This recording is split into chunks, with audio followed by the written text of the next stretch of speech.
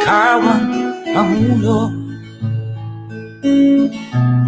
para sa pagbabago. Sawa na ang bayan ko sa magnanakaw na tao.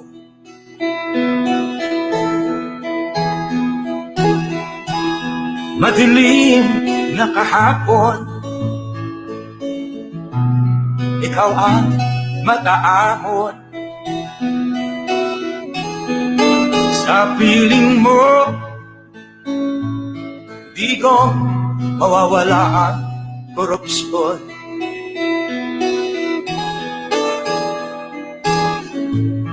Tayo na, Pilipinas, tayo na magbago. Hawak kamay tayo para sa pag-asenso. Ikaw at ako, tayong lahat kay Rodrigo Duterte, para sa tunay na pagbabago. Yes, magandang morning, magandang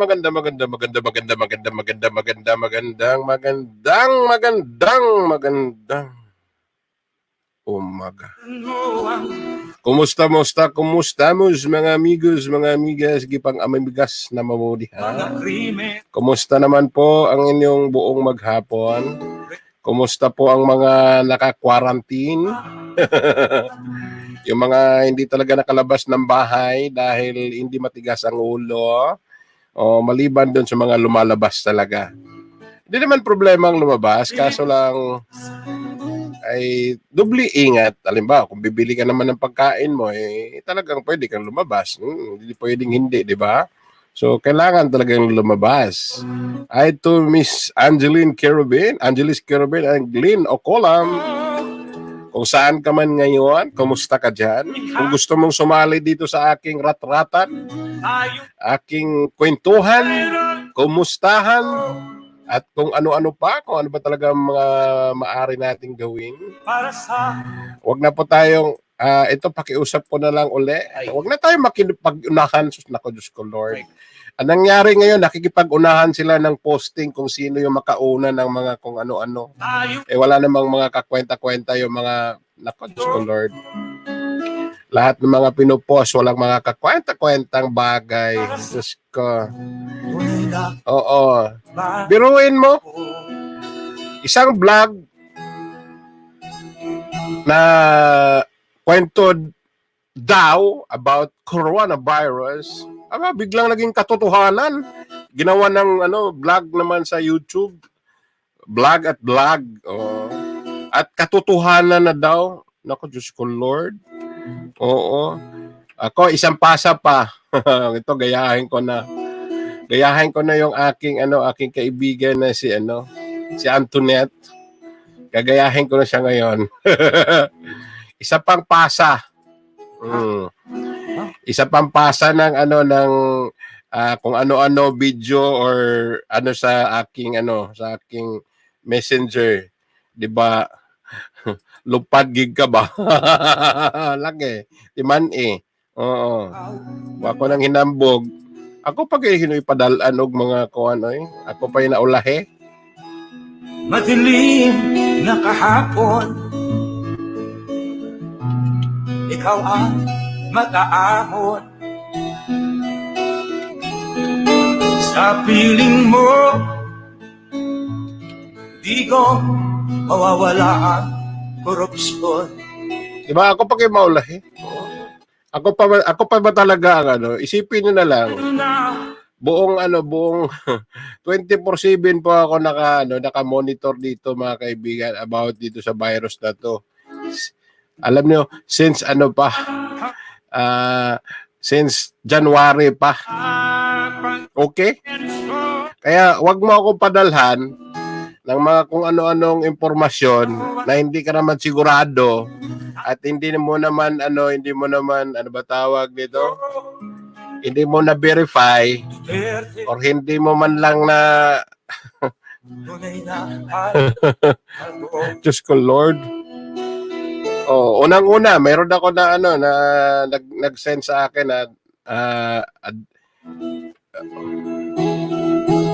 Masdan mo ang paligid, alamak mga krimen,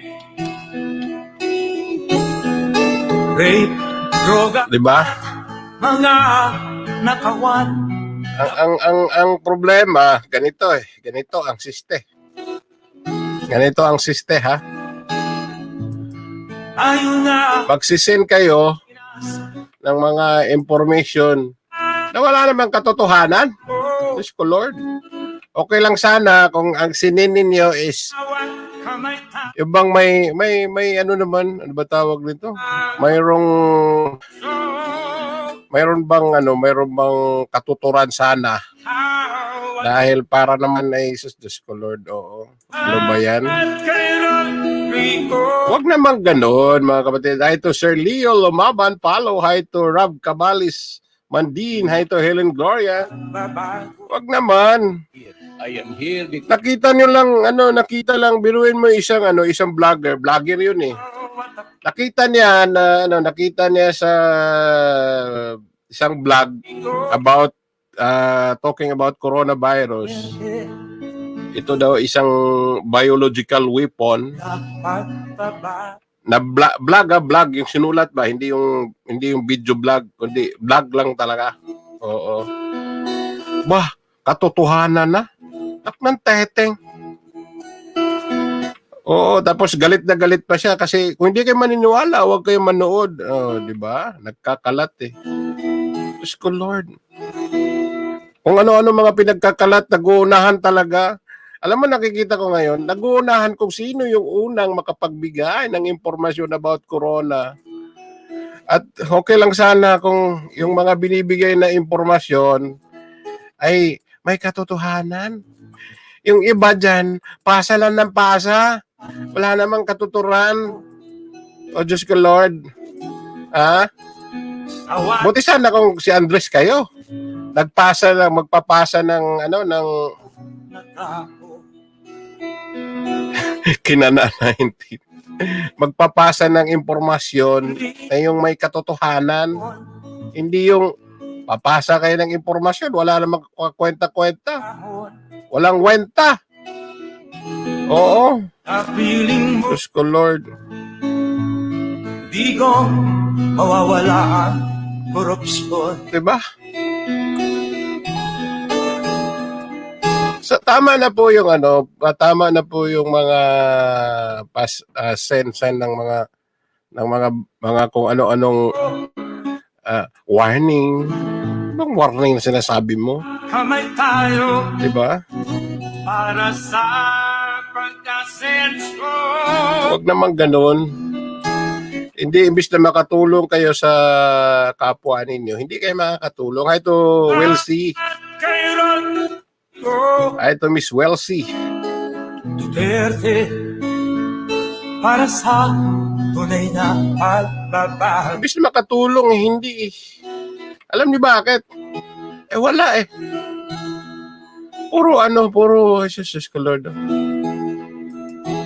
Kailan ba kayo titigil dyan sa mga kalokohan ninyo? O tingnan niyo, may nagpakalat na naman. Na yung ano daw. Ay to Windy. Absalon, hello. Mga Ito masaklap ah. May nagpakalat ng Jesus ko Lord. May nagpakalat po ng tayo na video na yung tanduay tayo na at yung Clorox pwede daw gawing panghugas ng kamay, yung pangpunas ba? Oo. Hindi nila alam may chemical reaction yun. Ito si Ramon Posadas. senso. Ayan, may pinakita na yung tanduay talaga. Tingnan ko nga muna yung tanduay na rin, na message na yun. Sa tanduay ba talaga galing yun? Loko talaga, no? Oo. At sino pa yung mga nauna, yung nagpapakita, yung ba mga frontliners, yung mga hindi walang face mask ang mga loko-loko. I love the people. Oo, saludo sana ako kasi frontliners eh. Kaso lang gumagawa ng mga kalokohan. Ito na lang kung ano trabaho mo, trabahuin mo. Huwag na kang makialam na kung ano pa, hindi ka naman inventor. At saka hindi naman aprobado ng di aprobado ng FDA, ng Food and Drug Administration, administrator or whatever, blah blah blah. Tarantado. Idadamay mo pa yung ibang tao sa kalokohan ninyo na pwede daw gawing alcohol. Di ba niyo alam yung reaction ng ng Clorox? Taka ng teteng kayo saan may utak nilagay niyo? Baka nilagay niyo sa sapatos o diyan sa talampakan ninyo. Ay, nako. Diyos ko, Lord. Huwag ganyan, mga kapatid. Imbis na magtutulungan tayo, bigay pa kayo sakit ng ulo, dagdag kayo ng problema. Huwag naman kayong ganyan. Huwag kayong ganyan. Huwag kayong maging imbis na makatulong. Idagdag pa sakit pa kayo sa ibang tao Ako talaga nababad trip na muntik na ako ma-high blood dito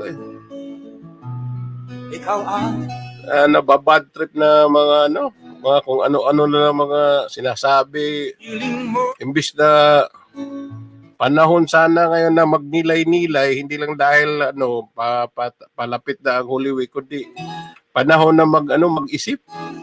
Hindi kung ano-ano mga ginagawa na mga kabulastugan, mga Ginoo ko.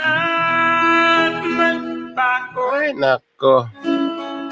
Paunahan pa. May nag-text. Sino nag-text? Galet? Sige nga. Ikaw yung pasok kayo dito sa akin, sa aking live streaming kung ano masasabi ninyo kung kayo. Tayong lahat kay Rodrigo. Ano ba mga dapat gawin sa mga taong ito? Para sa Diyos ko, Lord, talaga, Pineapple Bayan. Maya-maya po, 11:15. Meron pong, ano ba tawag nito? Masdan mo ang May mensahe po ang aming mahal na Prime Minister. Follow up na naman ito. Ano na naman ang bago. rape Hi, host. Sabi ni Wendy Absalon. Akit ka, Wendy. nakawan. Biruin mo. May isa pa, senador. Nako, Diyos ko, Lord. Ngayon, naglalabas pa. Hindi daw siya pumasok dun sa hindi naman daw siya namasyal.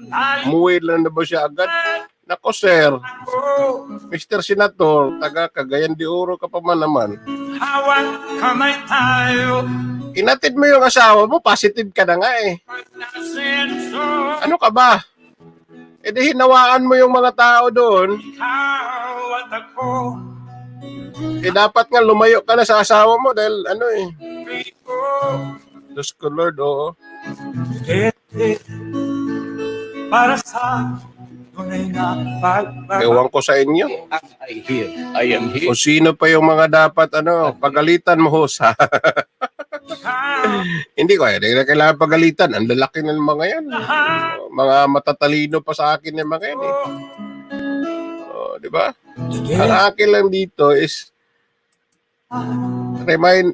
lagi naman ako nagre-remind noon pa hanggang ngayon puro lang naman ako reminder yun na nga problema nito, mga kapatid, dahil maraming tao na ayaw ready na yata si Prime Minister, ayaw basta ayaw. Ayaw tayong magbigay ng impormasyon dito. Ito, Miss Mimi Gasapo. Talaga naman, tingnan yung mga pinagagawa ng mga tao ngayon, di ba? Imbis na, talaga, okay. Panahon na, alam nilang may problema, may virus Sumasakay pa sila sa virus. May virus na nga Sumasakay pa tong mga Wala talaga tao talaga. Oh. sa magnanakaw. Imbis na gumawa ng paano tayo papakinggan ng ano nito kung isa lang tao sa bagay? Madilim Biblical din yan. Sabi nga, kahit may isang naiwan na mabuting tao, ay ililigtas pa rin niya ang mundo. ahon, Oo, nasa ano yan eh. Storya yan ng piling mo, Sodom and Gomorrah. igong Ay, nako, Diyos ko, Lord, oh. Kakagutom kayo. Sino ba gusto yung magpadala dyan ng pizza? Pilipinas. O di kaya ano, parang kang radio announcer host. Radio announcer naman talaga ako. Nasa radio pa ako, ano. Radio po ito, Canadian Pinoy Radio Montreal. Hindi po ito yung ano lang, LS lang na ano, na common. Madaming lilipunin si COVID-19 na pasaway at ipasok sa incinerator or ng dagat-dagatang apoy.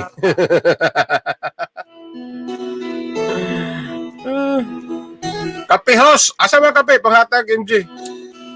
Wala mo kanimo taga MG. Taga-bigyan mo ako. Di ba? May virus na nga kung ano-ano pa mga pinagagawa ninyo na Diyos ko Lord, wag naman kayo ganyan mga kapatid.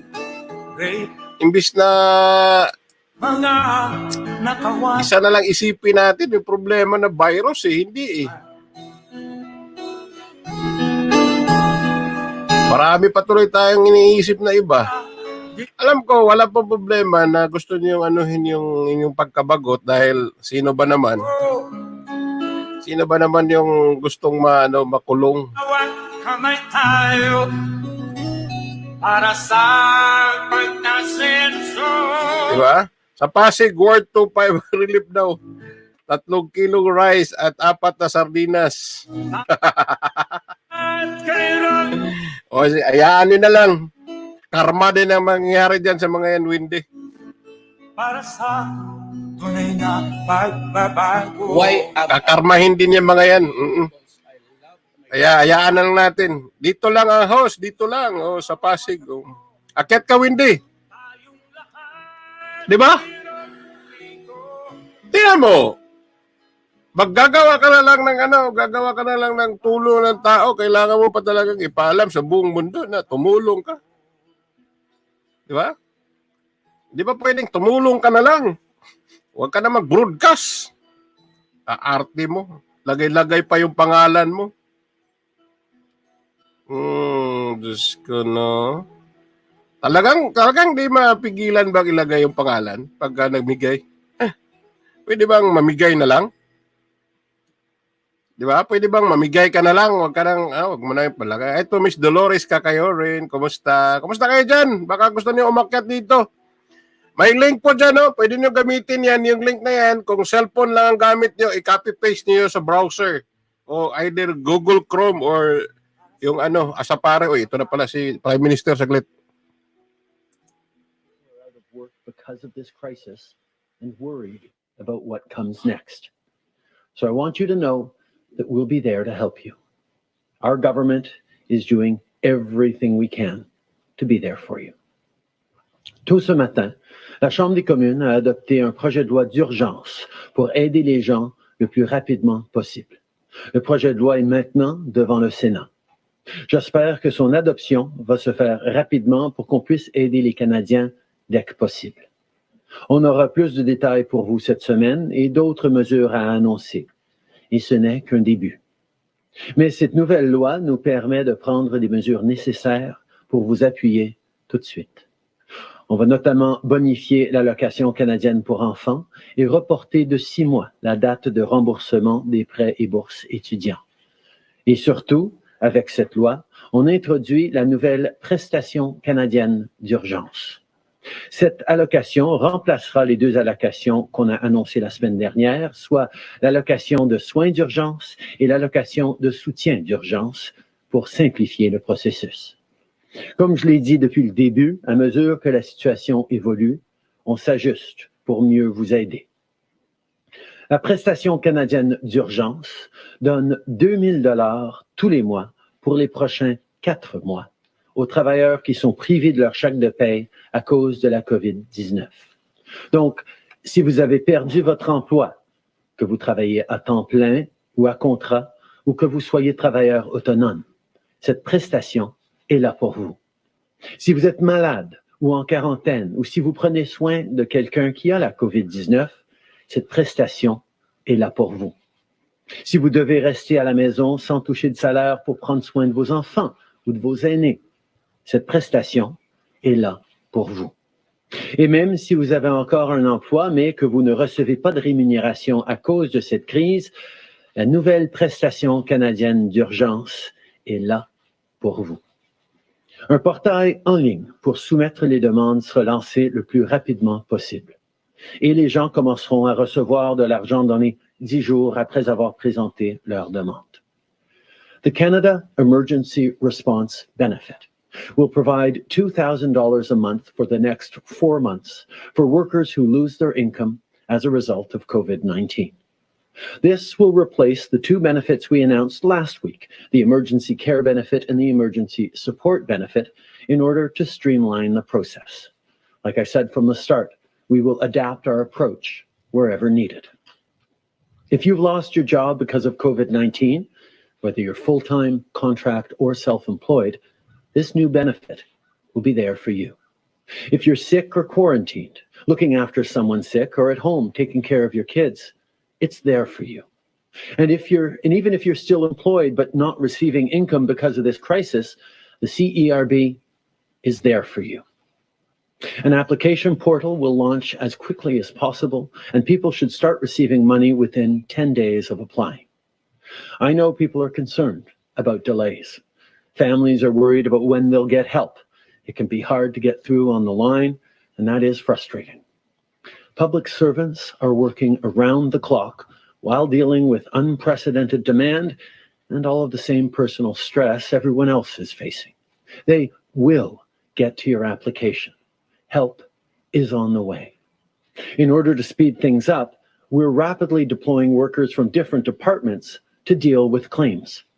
In the last 10 days, we've boosted the team by close to 13,000 people to take your calls, process your claims, and get you the support you need.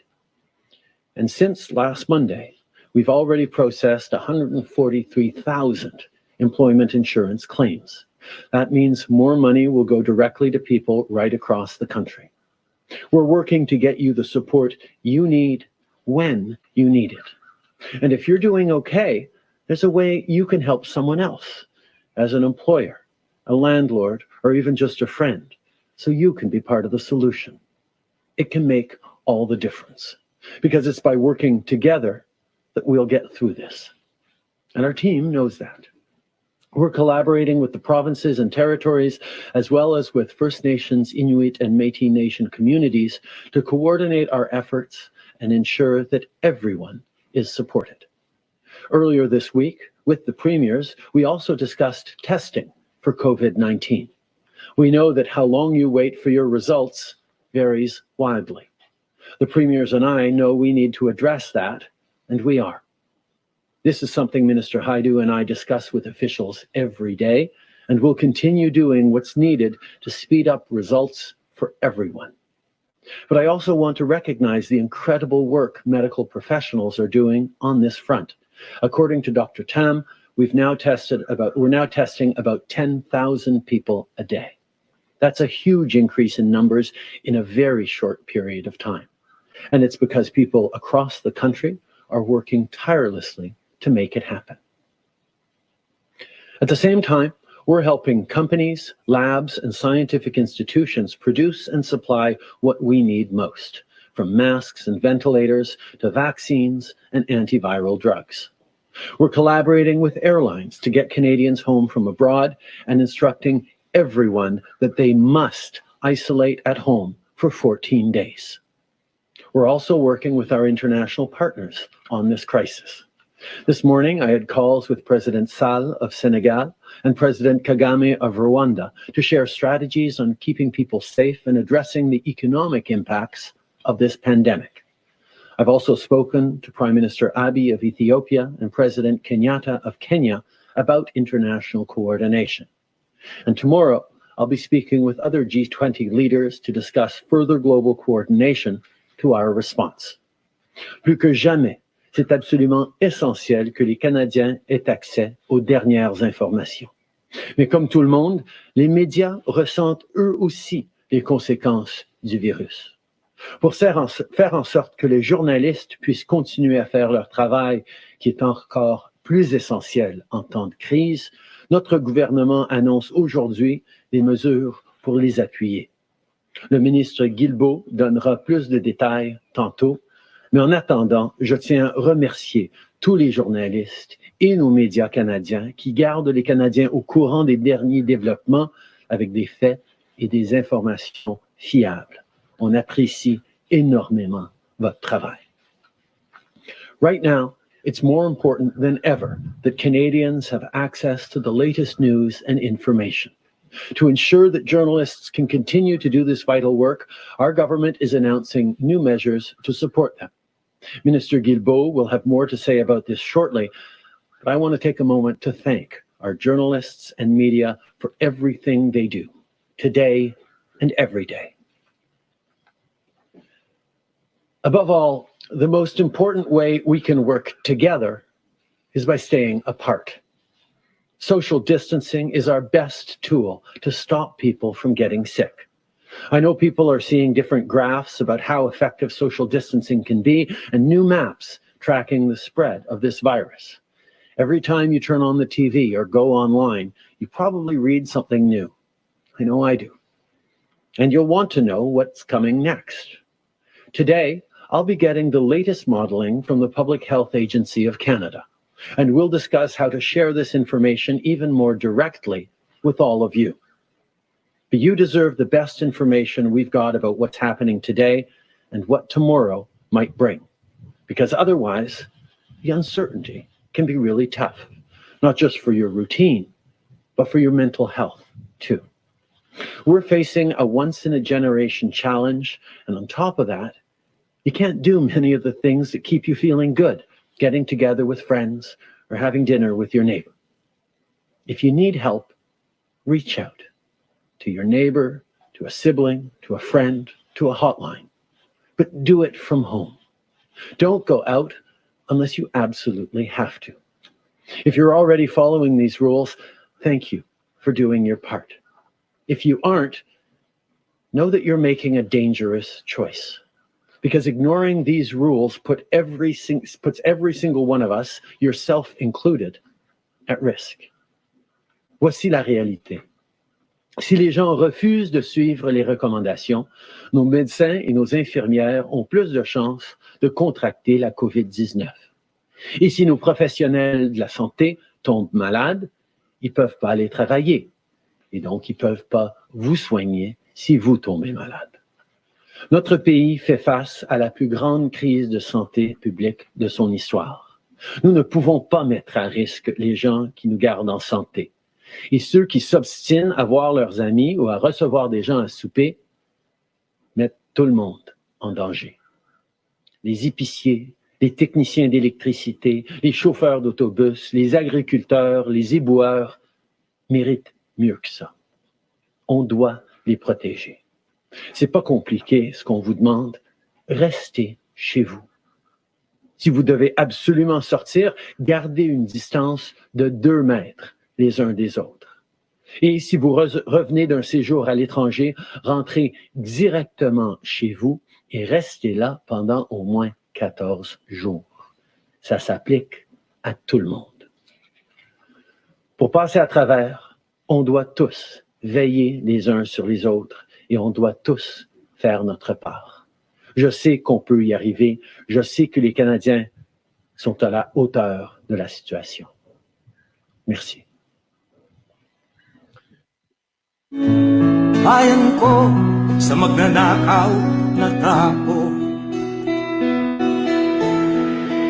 Ayan mga kaibigan, ang Prime Minister ng Canada Kahapon na nagbigay ng kanyang daily updates on federal response sa COVID-19. mo Kaya ayan, oy, harang pa daw. Salamat. Korupsyon Kaya ayan mga kaibigan nananawagan na talaga, hindi lang po, kadami-dami na pong video na ginawa, mga doktor, mga kung sino-sino pa, mga Poncio Pilato. At kung ikaw pa rin ay hindi pa rin makikinig, ewan ko na lang sa'yo.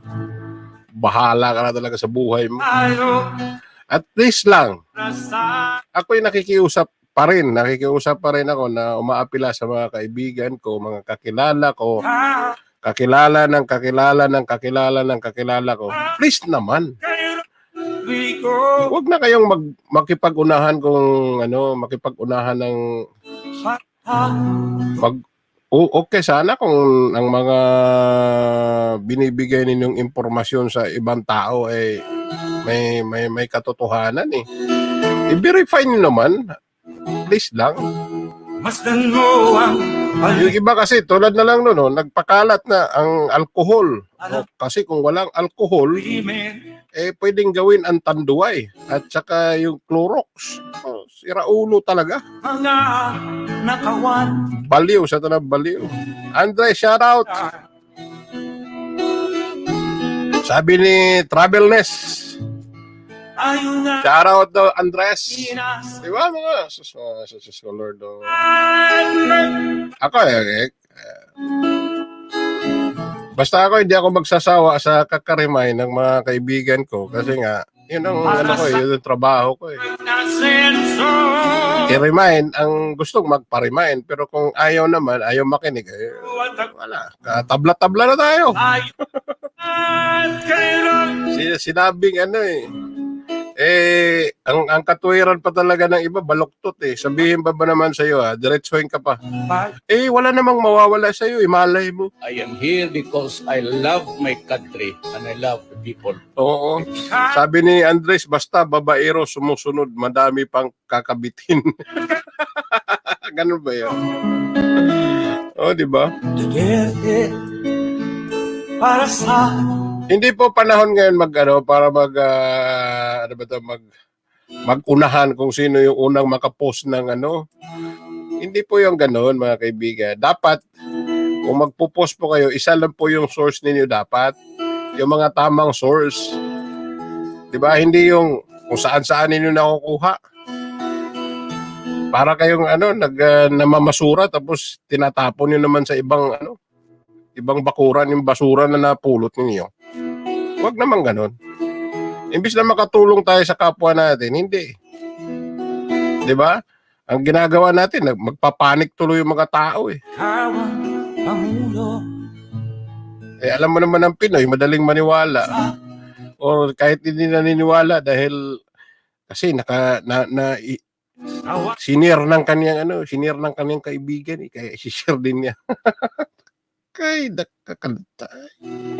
Saan ba yung tubo? Ay, nako. Nasaan na yung tubo? Di ba? Saan ba yung tubo? Nasaan ba yung tubo? Ay, ito, Sandra D. Nasaan ba yung tubo? Ay, nako. Diyos ko, Lord. Ako, ito naman, ang iba, iwan ko ba rin ko maintindihan sila. Akala siguro nila nagbibiro lang ako sa mga sinasabi ko. O akala siguro na dito nagpapasikat lang ako. Di pa ako nagpapasikat dito. pagbabago Sinasabi ko po yung mga na-observe ko kasi nga, yung iba naman wala talaga. Puros paunahan eh. Parang nangangati yung kamay kung hindi ma-share yung yung posting na wala namang katotohanan eh. lim na kahapon Tulad na may poste-buti nila talaga yung mga kaibigan kong mga malalapit sa akin, talagang hindi sila nagpo-post nitong mga ganitong klaseng video. mo Biruin mo, nakita lang, nabasa lang sa vlog, mawawalaan tapos katotohanan na. Christine D. Roblox. Pinas tayo na Ay, nako, Diyos Lord. oh, Christine and D. Roblox. kamay tayo Huwag kayong gano'n, no? pagkasenso Kami tingnan mo to. Tingnan mo tong mga mga video namin dito, waliban doon sa live streaming, yung mga video diyan. Tingnan mo. Tingnan mo yung video ng ng Canadian Pinoy Radio Montreal, 'di ba? May nakalagay sa baba na na kung saan ka ewan ko kung may mga katulad ba dito sa amin sa Canada. May lalabas sa baba kung saan ka pwede makakuha ng impormasyon. O kukonek ka niya sa canada.ca. Oh, nakikita ni ba sa mga video niyan? Wala naman na eh. Kaya iba tanong kung bakit nabubura yung mga videos nila. Private kasi kayo, kami hindi naman kami private, public kami. Public service yung sa amin. Kaya wag nyo na akong tanungin dito. Nakakaumay na po.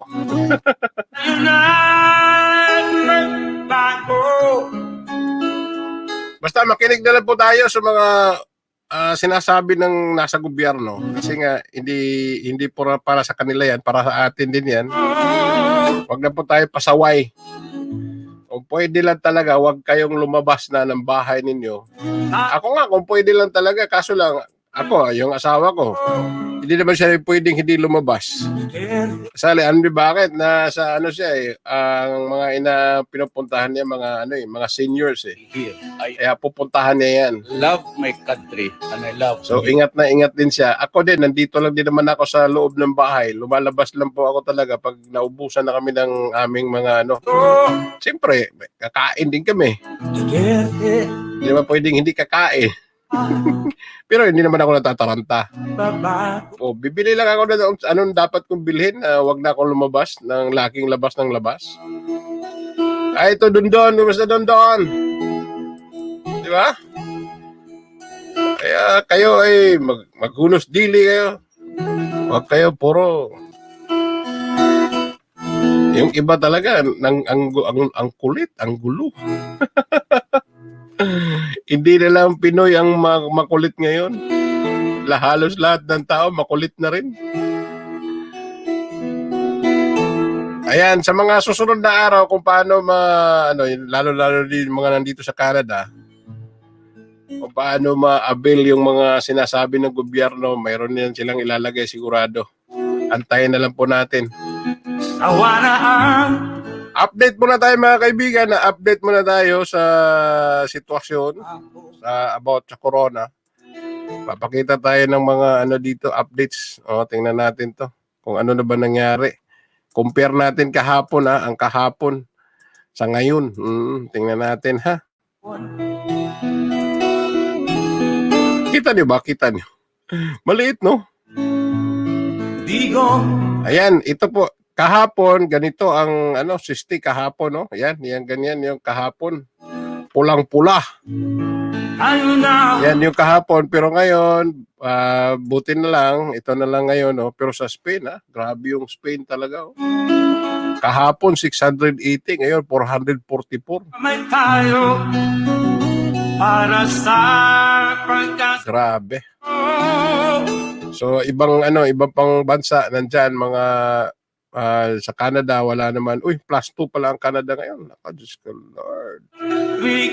Pero wala pa to doon sa sa kanilang website.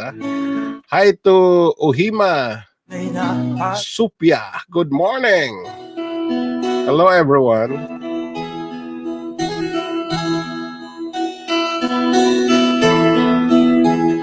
Stay na lang isa sila sa loob ng store para hindi labas-labas na Stay na lang sila sa loob ng store para hindi labas ng labas para bumili ng grocery. Tama, no? Droga at mga nakawan dapat nga mapigil. Kaya mag-ingat-ingat po tayo mga kaibigan. Ayun na, Yung update naman sa Pilipinas, pakita natin ayun na, bago.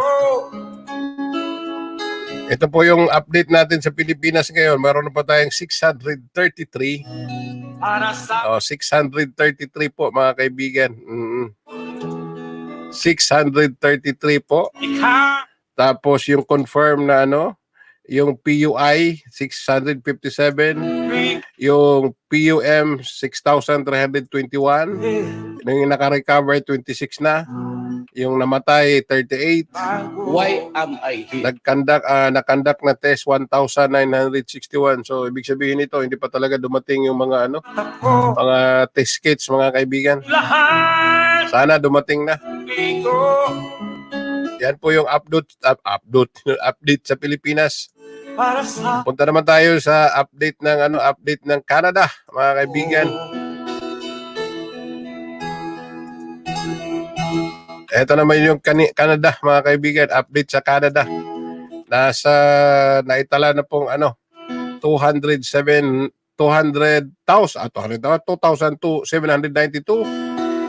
Tapos yung total na naka-recover 1,186. Ano ba yung binabasa ko? Yung patay 27. Tapos yung case origin abroad lahat 308. Ang case origin close contacts 112. For the past 4 days, mga kaibigan, ay ito po, ganito kabilis, oh. Tapos kalahati po niyan is Quebec. 1,000. Halos kalahati po ng sa Canada is from Quebec. 4 ng patay dito. Imaginin mo for the past 4 days, ha? Taglang lumubo. At pinakamalaki niyan sa Montreal. Mga kaibigan, yung 1,000 na yan, sa Montreal, halos ang kalahati niyan. Kaya yung mga kababayan natin dito sa Montreal, wag na po matigas ang ulo. Sundin na po yung sinasabi. Oo. 'Di ba? Social distancing. Oh, 'di ba? Social distancing. Tatawa ako doon sa kwentuhan, man. Naalala tuloy ako. Nung Monday. Pinatranslate sa kanila yung social distancing in Bisaya. Sabihin ko ba? Wag na lang. Ayan, mga kaibigan, ako po ay mag-update. Actually, wag kayo magtaka kung bakit ako nagla-live. May live po ako. May live po ako every 6 or 7 o'clock in the morning. Nagpapaano po ako ng prayer, rosary. Yan po yung ambag ko na pwede kong gawin. At saka yung radio itself is nagpapatug, ang tugtog ngayon puro Christian song. From the morning until night, until morning, basta puro Christian song lang talaga yan, mga kaibigan. Sana ganun lang gawin natin, magpatugtog na lang tayo ng magpatugtog na mga Christian song. Na muna, wala munang mga kung ano-ano dyan. At please naman, wag puro gawa kayo ng... Ako wala pa akong against about TikTok or whatever. Please lang, avoid mo na yung mga mga pakinding-kending. Wag mo na yan. Hindi po panahon ngayon para sa ganyan. Diyos Ginoo ko. Maawa naman kayo. Gumawa naman kayo ng ibang bagay. Yun namang, wag yung puro...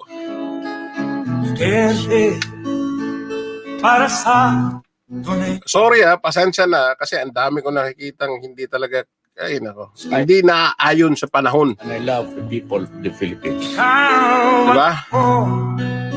Tayong lahat kailan Wala talaga sa ayos Pero sige lang, bahala kayo, buhay niyo yun Hindi ko kayo papakialaman. Pero akin lang, sinasabi ko, pwede lang. Pwede lang sana magkaisa, bawat tao. Hi to Arnel Liba. Magkaisa sana lahat ng mga tao sa mundong ito. Maging makatuwira naman. Diba? Wag yung, pati ito, kanya ka. Ay, Diyos ka, Lord.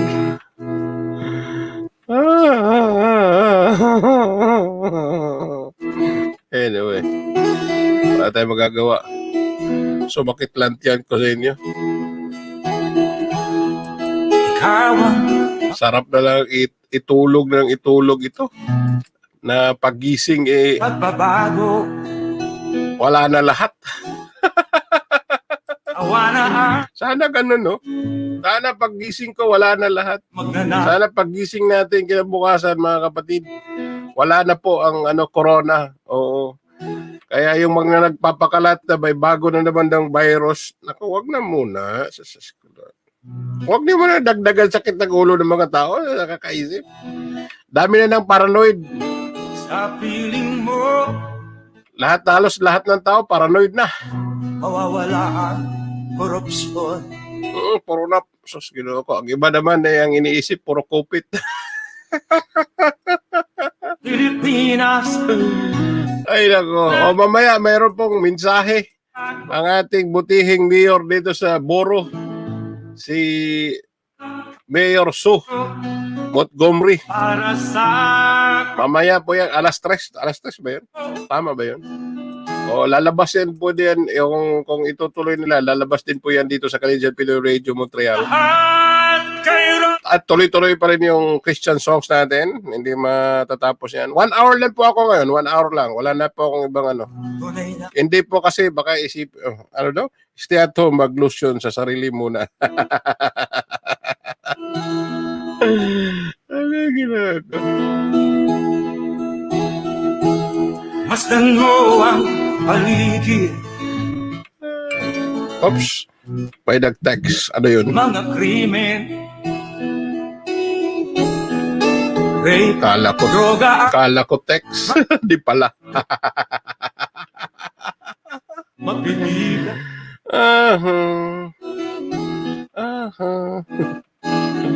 Oh, ganun pa rin. Huwag kalimutan, maghugas ng kamay. Tayo na Hugasan ng kamay natin ng maigi at iwagayway. para sa Hi to Wendy. Ayan yung mag-ano ako sa YouTube mag-YouTube lang ako talaga. Hindi pa ako mag-discuss about sa ganitong topic.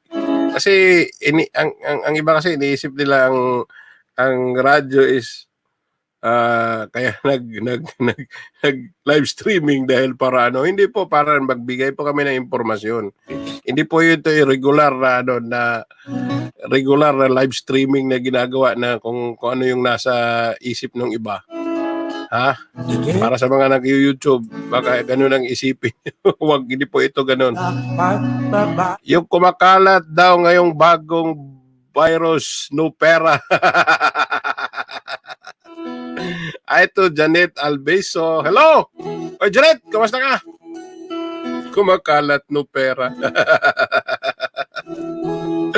Ako, wala ako, no pera. Wala ako pera. No pera. Ay, nako. No pera ako, no pera.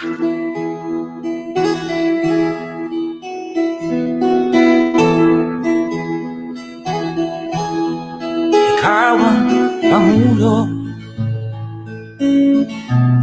para sa pagbabago. Sa Pinas, maraming hugas kamay. Awa na ang Wa na gikaon batch. Oy, suy, huwag kang ganun. Baka mawala nga talaga yung mga ganyan na sinasabi niyo. Way gikaon, wa na gikaon daw. Paghilo mo diya. Ay mo paging wala na kayong kinakain. Ako, delikado na. Baka bawiin sa inyo talaga yan. Kayo din. Oo, kasi kung ano sinasabi mo, yun ang nangyayari sa'yo. wala. Tingnan mo yung mga tao lagi, wala akong pera. Wala ka talaga pera. Kahit meron, may pera, pero yun, pang budget lang. Ganun dapat. Pasensya ka na, may pera ako, pero pang budget lang to eh. Oo, naka-budget na eh. Budgeted. Budgeted. Hindi yung, wala akong pera. Dapat ang sagot talaga, pasensya na, naka-budget na kasi yung pera ko. Pasensya na, yung pera ko hanggang dito lang talaga eh. Di ba? Pasensya na, ang pera ko, ito lang eh. Dito lang, hindi na pwedeng mag ng extra. Kung may extra, hayaan mo. Sabihin ko sa iyo, ha?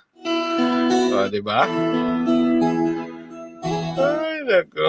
Masdan mo ang paligid. Alam ang mga krimen, rape, droga at mga Wapay gihatag sikap. Ay, nag-apil-apil niya, Janet. Grabe ka. Mag-apil pa jud ka, oy. Ay, nag-apil, oy. ayun gilid Stay at home or else. at nagbago. Hawat kamay tayo para sa pagkasenso. Ikaw Ako may pera. at kailan Oh, ano? Ako may pera. Nakabit agad. pagbaba. Ay, Jesus ko, Lord. I am here because Bahala kayo dyan. Oy, sino yung gusto umakyat o? Akyat na. Habang may oras pa ako. At Oo. Ano gawa mo, Nis? Diba? together Aray ko, Diyos ko, Lord, talaga, oo. na pagbabago.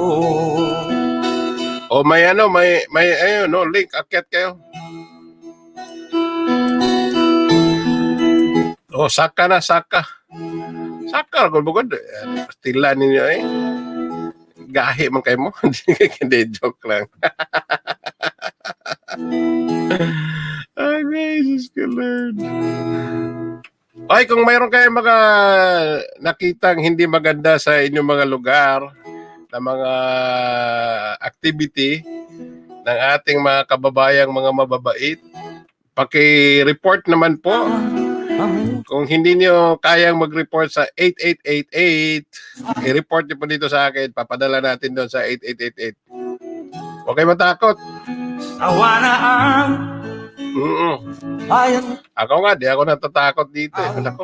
rabo. Uy, nala na ako talaga, oh. Binura ako, binura. Ayun, Nakahap binura ang aking, aking live sa Facebook. mag-aahon. Bakit kaya? Oh, Interrupted daw ako sa Facebook. Oh. igong Wala na ako sa Facebook. korupsyon. Nalaglag ba ako sa Facebook? Laglag ako. Naka, Diyos ko, Lord. Nalaglag nga.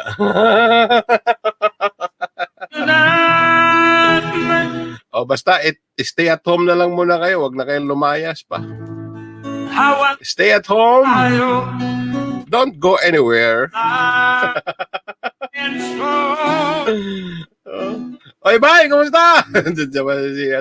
Si Mr. Cecilio Javier. Ay, Kumusta? at kay Rodrigo.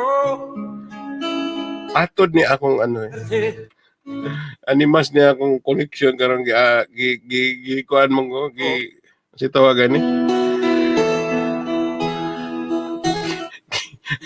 Si tawagan ng gisabutahe mo kong yate. No, ang Oy. Nes, kumusta ka na, Nes? alam ang mga Baka gusto mo makipagkwentuhan sa akin. Sino gusto makipagkwentuhan sa akin? May oras pa ako. 7 minutes.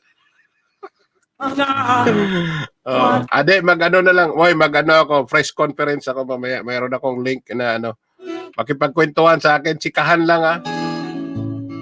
tayo Walang kung basta chikahan lang. O, lagay natin sa sa Facebook o sa YouTube. bago. O, sa YouTube lang. Chikahan lang to, chikahan. Walang mamaya na. Chikahan lang, walang Tayo Hi to Sir Ronnie Colyantes Diolaso. Don't forget to share, like, and subscribe our YouTube channel. ikaw at ako. Ikaw, umakyat, Nis. Lahat kayo Andres, akyat. Huwag wala yung pakyatin si Andres. Kasi baka ma-Andres. Hiya ako.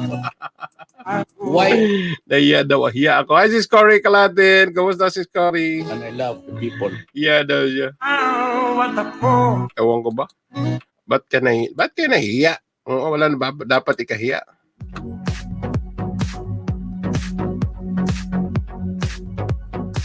Hi to Miss Sally Tanyu. Ano daw? Hastang tiki katampuhaw na lang.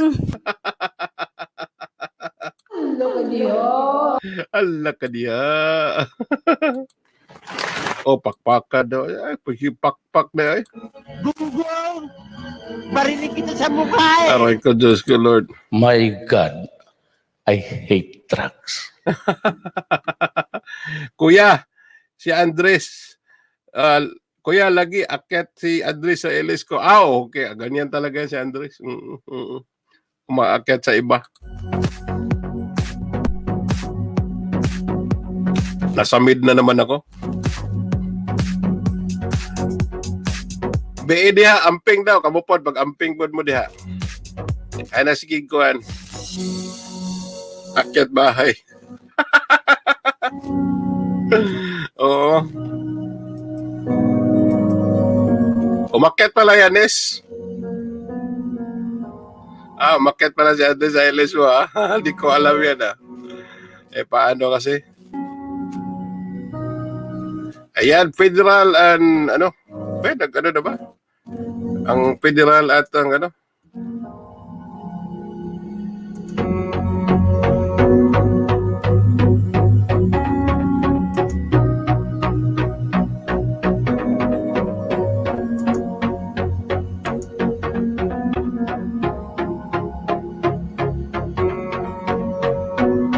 Update mga kaibigan din. Di ako pwede palang magano kasi update muna natin to kung ano sasabihin ng ano para sa mga kababayan natin. Nakabantay ba? May update po mga kaibigan. Update din po sa ano. Update din from the ano.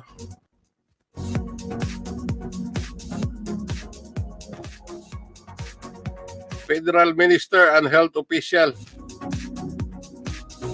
12 ba? 12.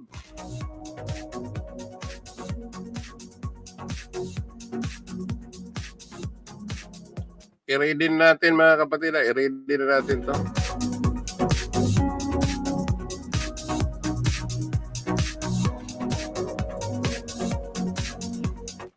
Pakinggan natin kung ano yung update mula sa Finance Minister and Health. Bago tayo magtapos, magkumustahan na lang muna tayo. Kumusta kayo dyan? Sana mag-ingat-ingat po kayo, ha? Huwag po kayong basta-basta ano. Huwag po tayo mataranta. Kasi pag nataranta tayo, wala tayong magagawa. Ayaw magsara. Ano yung ayaw magsara? Ayaw magsara. To hindi po pasok bukas pa yung company namin tusad. Ako, Diyos ko Lord. To Jose, Nilo Flores, tama ba? Walay piniriso, sakit, COVID, stay at home sila, stay na lang tayo lahat sa loob. Yun na nga, mga piniriso, walang sakit sa ano. Pero pag nahawaan naman yan, lahat yan ay delikado. Nako, ayaw talaga magsara pa. So, Diyos ko Lord. Ano ba yan? Ito my sister Lynn. Ingat-ingat talaga, ingat-ingat Doble ingat po. Kung lalabas man kayo at dahil sa trabaho, wala tayong magagawa dyan. Pero siguro, dapat na mag-file na kayo ng ano ninyo. Mag-file na kayo ng EI ninyo. Mag-leave na, mag-leave. Stay at home na lang muna. Basta ngayon mula kahapon o ngayong araw na to, kaninang madaling araw, lockdown na po ang Montreal mga kaibigan. Ang mga bukas ngayon, mga pharmacy na lang, mga grocery. Wala na pong mall na bukas ngayon. Mga restaurant, kung open man, mga ano na lang, yung order na lang, order na lang. Nagutom ako. Gusto kong pumunta para kumain, wala akong makainan. Sana man lang may magpadala dito sa akin ng pizza. Sana may magpa-deliver sa akin dito. Para din ako lumabas. Pizza coming up. Ang aming address ay 4685 Borit Avenue, 208. Tawagin nyo lang yung mag-deliver sa akin sa 514-560-0398. Stay hotdog ka lang, kuya, for safety. Yun na nga eh. Wala naman. Gusto kong kumain eh. Wala akong makain, ano. Nagugutom. Nakakagutom mo eh. Sa totoo lang, nakakagutom po mga kaibigan talaga. Sa totoo lang, nakakagutom.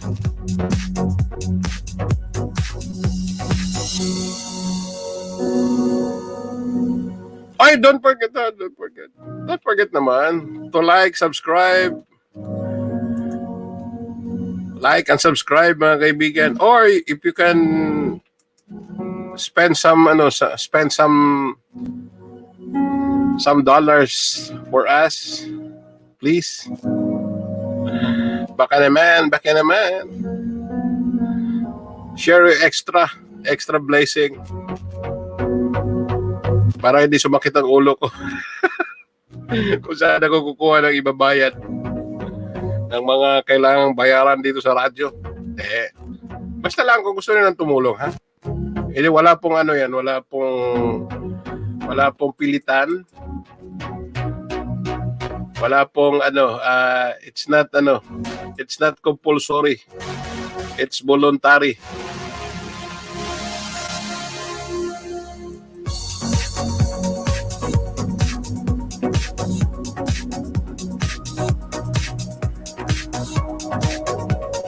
Tandaan po, ang sitwasyon na ngayon ay hindi po ito biro, kaya wag po nating gawing biro po ang virus,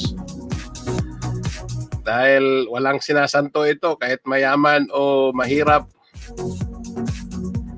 Yan na nga balita. Si Prince Charles ay nagpositibo na. So, ang sabi naman ng may nag-comment sa akin dito.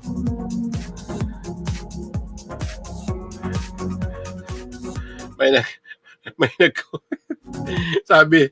Ang sabi nung nag-comment sa akin, sinasadya lang nila yan para hindi sila makapagtrabaho. Ganon. Ito, ready na yata ang mga ready na yata sila para magbigay ng mag-deliver. Wala pa. Hindi pa sila ready.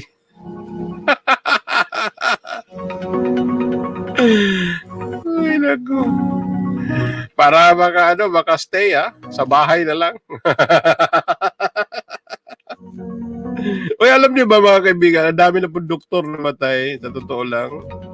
Sa Pilipinas po, ayan mo, gagawa po ako ng tribute for them.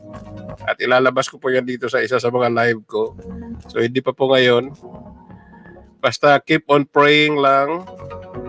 Dasal. At as much as possible, iwas po tayo gumawa ng mga bagay-bagay na hindi mo na naaayon sa panahon. Iwas muna.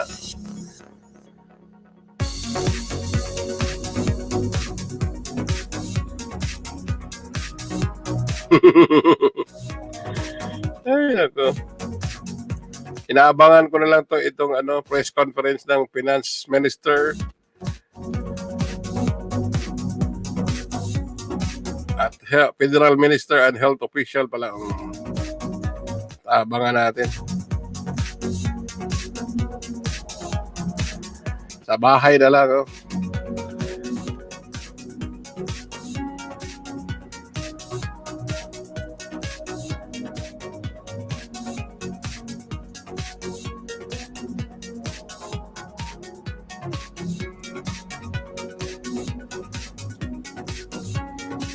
Yan po mga numbers mo. Ay, to Lizal! Kumusta, Lizal? Pakita ka naman dito, Lizal. Tagal na. Na-miss ko kayo, dami ng mga hindi pumupunta sa akin. Siguro hindi na nagugustuhan yung mga pinagagawa ko dito at yung pinagsasabi ko. Hindi naman kasi ako naku, talaga kayo. Yung iba, siguro akala nila na parehas lang ako sa mga ordinaryo na nagbablog. Hindi po kami ordinaryong vlogger lang, mga kapatid. We are reporting. Kaya po kami nagla-live. Hindi po kami nagla-live dahil kung ano man. We're giving information to people, of course. Dahil ako lang po ang DJ ngayon dito, mag-isa. Kasi yung isa kong kasamang DJ, yung aking may bahay, ay hindi naman siya lagi nakakaano dito sa radyo kasi nga may trabaho siya sa labas. Kaya ako lang muna. Kaya ganun po yun. Hindi po kami dito pang ano lang, pang, ano ba tawag nito? Bigla na lang sumulpot. Hindi po. Ito na yata, mag-uumpisa na yata sila. Tingnan natin.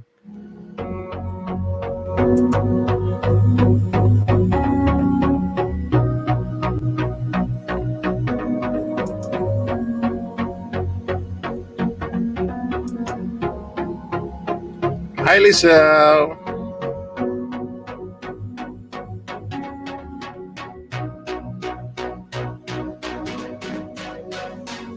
Good morning.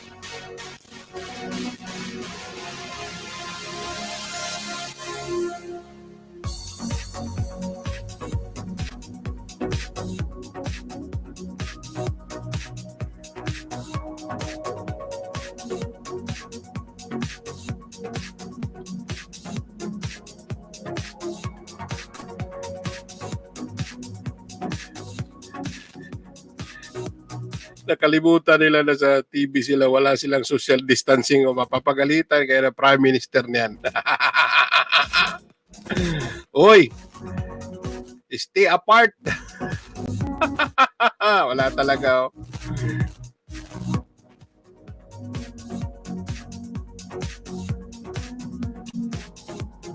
Ay nako, pag walang tubig talaga masasamid ka.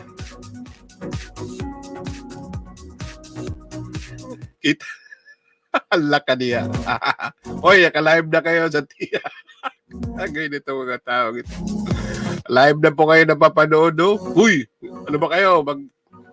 Magpulasa na kayo dyan. Stay away from each other.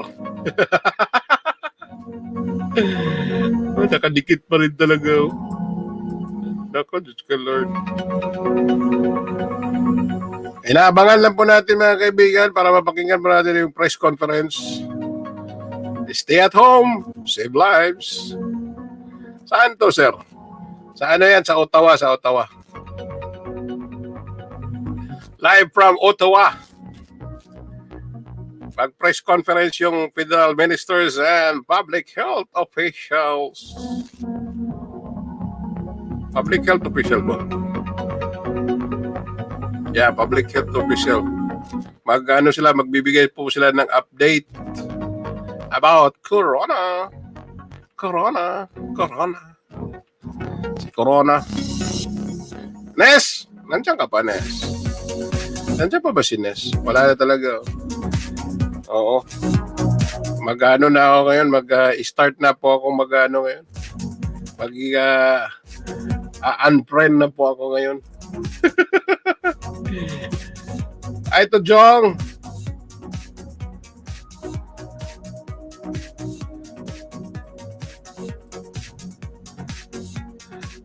Yun na nga problema. Hindi nila alam. Ano na sila.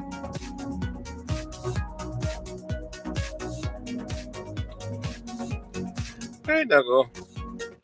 Inubo tuloy. Ito na. Pumasok na ang mga federal minister at ang public health official po, mga kaibigan, para sa kanilang press conference, mga kaibigan. Kung ano ba ito, abangan natin. May mga sinasabi na yata sila dito. Sige. Tingnan natin na. Pakinggan mga kapatid. Diyan lang kayo. Standby. Oo, standby. Wala ba? Ito na. Mag-umpisa na yata to.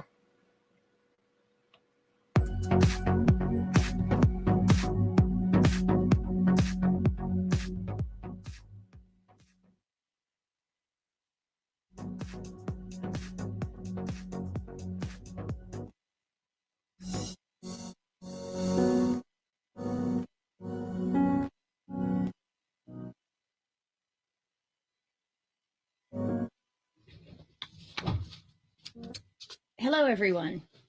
Bonjour et merci de vous être rejoint à nous aujourd'hui. So let me just start with an urgent reminder to Canadians. You must practice physical distancing, stay at home, limit or eliminate contact with people at higher risk, particularly our beloved seniors and people in poor health. Keep a distance from others.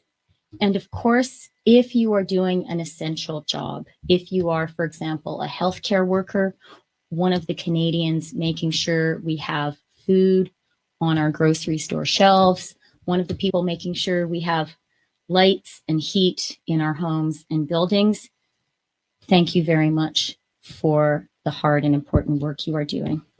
Un rappel urgent aux Canadiens et Canadiennes. Vous devez pratiquer la distanciation physique. Restez à la maison. Limitez ou éliminez tout contact avec des personnes à risque élevé. Gardez une distance de 2 mètres d'autres. As people are no doubt aware, Parliament last night passed the COVID-19 response plan. I'd like to thank all members of the House for that work. I'm glad that we got there. Today, we will hear from Canada's Deputy Chief Public Health Officer, Dr. New, from the Minister of Indigenous Services, Mark Miller, du Ministre du Patrimoine canadien, Stephen Guilbeault, du notre Ministre des Finances, Bill Morneau, and then also with me to answer your questions are the Chief Medical Officer of Health at Indigenous Services Canada, Dr. Tom Wong, our Minister of Employment, Minister Carla Qualtrough, and of course, le Président du Conseil du Trésor et le Vice-Président du Comité sur le COVID-19, Jean-Yves Duclos. Dr. New. Good day. Bonjour. Globally, there are over 420,000 cases of COVID-19 affecting every country around the world. In Canada, as of this moment, there are 3,197 cases of COVID-19 and 27 deaths. We have now tested over 142,000 people in Canada, which is more than 20,000 additional people tested since yesterday. In the early part of the outbreak, most of our cases were linked to travel outside of Canada. While more cases now are community acquired than are travel related, we still need to do all that we can to reduce the impact of travel imported cases. For all of those already in self-isolation, we know this has been difficult, and we are grateful for the sacrifice you are making to keep others safe. Si vous n'avez pas de symptômes, vous pouvez sortir faire une marche, pour autant que vous restiez au tout temps à au moins 2 mètres de distance des autres. Comme toujours, évitez de toucher des surfaces communes comme les rampes et les poignées de porte et lavez vos mains soigneusement avant de quitter votre domicile et dès que vous êtes de retour à l'intérieur de ce dernier. Pour ceux qui développent des symptômes, peu importe leur gravité, ils doivent rester en tout temps à l'intérieur de leur domicile. Des outils en ligne vous aideront à déterminer si vous avez besoin d'une évaluation plus approfondie ou d'une analyse de détection de la COVID-19. Jetez un coup d'œil à celui affiché à l'adresse canada.ca. If you're not experiencing any symptoms, it's okay to go outside for a walk, as long as you maintain at least 2 meters distance from others at all times. But as always, avoid touching common surfaces like handrails and doorknobs, and wash your hands thoroughly before you leave your home and as soon as you're back inside. But for those who do develop symptoms, no matter how mild they may be, you must remember to remain inside your house at all times.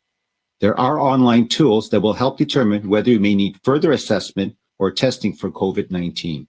Check out the one on canada.ca. Right now is an extremely critical time for all of us to get it right. We need to get this done. Let's plank the curve.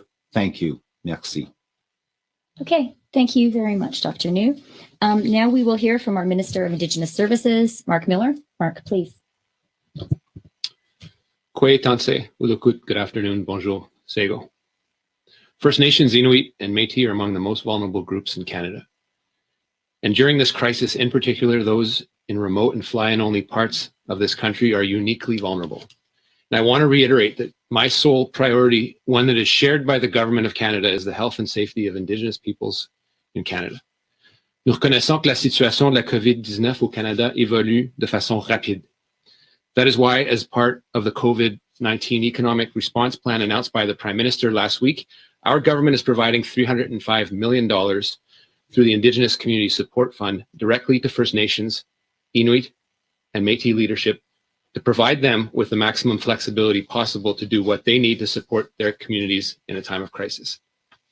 The allocation of funds reflects discussions we've had with First Nations, Inuit, and Métis partners in each province and territory about their unique and specific priorities during this pandemic. These funds will flow directly to Indigenous communities with maximum flexibility to help adapt responses to address local needs. We will do this quickly and with a sense of urgency that this situation obviously necessitates. I want to stress that this is only one of the financial measures that we are contemplating for First Nations, Inuit, and Métis. Cela pourra se traduire par un soutien aux aînés, des mesures visant à lutter contre l'insécurité alimentaire, de l'aide à l'éducation pour les enfants et les jeunes, une aide financière pour les personnes sans emploi, une assistance en matière de santé mentale ou encore l'activation des services d'intervention d'urgence. Et ce n'est qu'un début. As for the distribution of funds, the First Nations portion of this is $215 million. Each First Nation will get a base amount adjusted for population, remoteness, and community well-being. The Inuit portion is $45 million and will flow to each of the 4 Inuit land claim organizations through an allocation determined by ITK and regional leadership. For Métis, there will be an amount of $30 million, which will flow through each governing member. The remaining percentage, which accounts for $15 million, will go to supporting regional, urban, and Indigenous organizations supporting those who live away from their communities. Ce fonds s'ajoute au financement déjà annoncé qui sera basé sur les besoins des communautés et permet de répondre rapidement aux questions de santé publique, par exemple en fournissant les équipements de protection individuelle et de tests et des programmes de planification d'urgence. We've seen a lot of measures taken by communities to protect their populations, from closing their borders to declaring local states of emergency. I want to recognize their important work and the strength that they have shown. But let me be clear, this is just the beginning. We know that more support will be needed, and we will be there to make sure no Indigenous community is left behind. Our government is here to support you during this time. Miigwech, merci, Nakumik. Thank you. Merci, Nyamangoa. Okay, thank you very much, Mark. Now we will hear from le ministre du Patrimoine du Canada, Monsieur Stephen Guilbeault. Stephen, je te donne la parole. Merci beaucoup, Christian. Bonjour à toutes et à tous. Je pense qu'on peut prendre un moment pour se rappeler à quel point la pandémie actuelle nous montre à quel point il faut être solidaire et prendre soin les uns des autres. La situation est infiniment complexe et elle évolue à vitesse grand V et tous les secteurs touchés doivent être pris en compte. La radiodiffusion et le journalisme, des secteurs essentiels en temps normal, mais encore plus en temps de crise, sont mis à dure épreuve en raison de la baisse soudaine et importante de leurs revenus publicitaires. In order to get through this crisis, it is crucial that Canadians can obtain authoritative, well-sourced, and factual information related to COVID-19. This is why the Government of Canada is taking immediate action so Canadians can continue to access diverse and reliable sources of news. Tout d'abord, il me fait plaisir d'annoncer, au nom de ma collègue Diane Leboutillier, ministre du Revenu national, que le comité consultatif indépendant qui travaillera avec l'Agence du Revenu du Canada sur la mise en œuvre des mesures fiscales qui avaient été annoncées dans le budget de 2019 est maintenant formé. De plus, je confirme que la vaste majorité des 30 millions de dollars investis par notre gouvernement dans une campagne nationale de sensibilisation sur le COVID-19 seront investis dans les médias canadiens, que ce soit à la télévision, à la radio, dans les journaux et magazines ou encore en ligne. Afin que les revenus générés par cette campagne puissent offrir un peu d'air frais à nos médias, j'ai l'assurance de mes collègues ministres de la Santé et des Travaux publics travaillant sur ce dossier qu'ils seront payés rapidement. Speaking of national information campaigns, I want to mention the initiative of the Canadian Medical Association, the Royal College of Physicians and Surgeons, and the College of Family Physicians of Canada, coordinated by the Canadian Public Health Association and supported by Volunteer Work and Advertising Agency. Together, they are preparing a public health campaign and partnering up with Canadian media and online platform to air it. This is a reminder of how Canadians can pull together to help each other. Finally, because immediate access to liquidities is critical for many editors and publishers, the Department of Canadian Heritage is putting in place a simplified application process for the Canadian Book Fund and the Canadian Periodical Fund.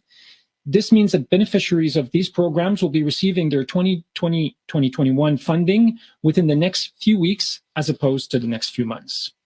We take these measures to ensure that all Canadians can receive factual information related to COVID-19 and to support our media and cultural organizations. Thank you. Merci. Okay, merci, Stephen. And now we will hear from our finance minister. Bill, please. Thanks, Christian.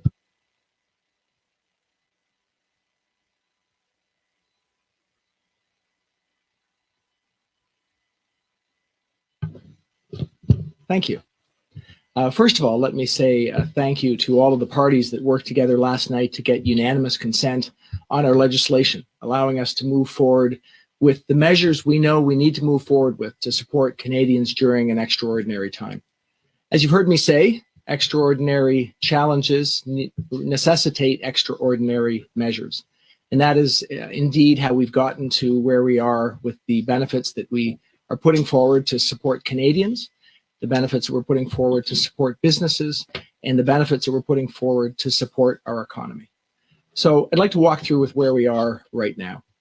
We have realized over the last week that the very best way that we can support Canadians who are out of work, who are sick, who are in a situation where they're supporting an elderly parent, who are in a situation where they're at home because they're protecting themselves and their families, is by having one emergency benefit. So in the legislation we move forward with, it's one emergency benefit, the Canada Emergency Response Benefit. And the idea is that we are going to deliver for every Canadian that finds themselves in a situation where they've earned revenue in the past 12 months of $5,000 or more, and they don't have any income as a result of COVID-19, they can get this benefit. It's $2,000 per month for 4 months. So what we're doing is ensuring that we enable people to bridge through this very difficult time so they have the resources they need for themselves and their families. We've designed this in a way so that it's a wage subsidy delivered directly to employees, to people. So what this means is that for an employer, they will not have to separate the employment of their employee from their organization. So in that way, we're directly supporting employers. They will just be in a situation where if this employee is no longer receiving income from their company, they can in fact be guaranteed that this employee will be able to apply in a simple way and get access to $2,000 per month for 4 months. That is, we think, critically important. What we've done over the course of the last week is to make sure that these benefits can be delivered in a simple and efficient way, getting money into people's pockets as rapidly as possible. We're working hard to make sure that administration is able to be done. We're targeting the week of April 6th for us to be able to deliver on this for people. That's important. There's more work to be done to ensure people that we can deal with the very large volumes, and that work is being done by my colleague, Carla Qualtrough, my colleague, Diane Laboutier, right now as we think about how we can best deliver on that. What this means for our overall economy. The impact of what we're doing for the economy is very significant. The approach we've decided to take means that we are entirely funding this through the federal government. And that means that the estimates in terms of the kind of economic support that we're giving are significantly different than they were last week. So rather than the expectation of direct support to Canadians and to small businesses of $27 billion, we are expecting right now that direct support be budgeted at $52 billion. So that is a significant change because of the scale and the significance for people of these benefits. So when you look at what we've done, that's $52 billion in direct support expected. And on top of that, there's $55 billion in tax deferrals that we've said are there because neither individuals nor corporations will be forced to pay their income tax before August 31st. So a total package of $107 billion into our economy. I spent some time yesterday on the phone with G7 finance ministers. The day before, I spent some time on the phone with G20 finance ministers. And what I can tell you is Canada is taking a very I would say, appropriate, but also significant approach to responding to the incredible challenge that we're facing today. Je voudrais dire que c'est très important pour nous d'avoir une situation où les gens, n'importe la situation, qui doivent être dans une position sans revenu dans les prochains 4 mois, peut avoir $2,000 par mois pour 4 mois. Ça veut dire qu'une subsidiation directe aux gens, et ça va aider aussi leur compagnie. Ça, c'est très important à notre vie.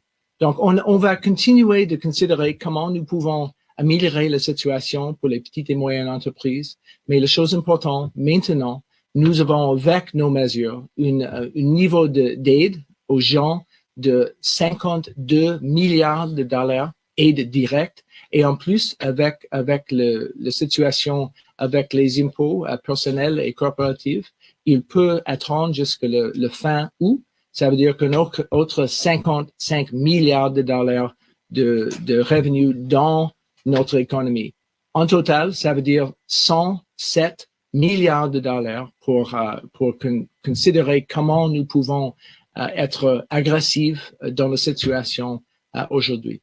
Donc, merci beaucoup et je suis bien sûr à l'aise pour répondre à vos questions.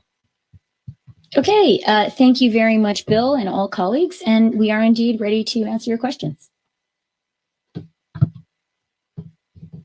Okay, as agreed, we'll start with 3 questions on the phone, and then we'll get back to the room. So, operator.